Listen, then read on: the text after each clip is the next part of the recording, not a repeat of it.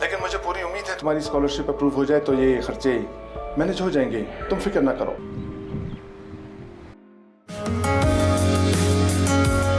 फिर से ऐसा कुछ हुआ तो मेरी सिफारिश भी तुम्हें नहीं बचाएगी।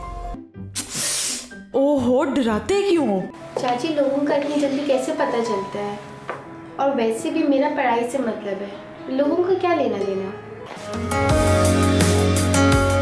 तुम खुद बताओ, वो लोग बदला लेने के मौके के इंतजार में नहीं होंगे? देख, वी आर इवन। अब आएगा मजा।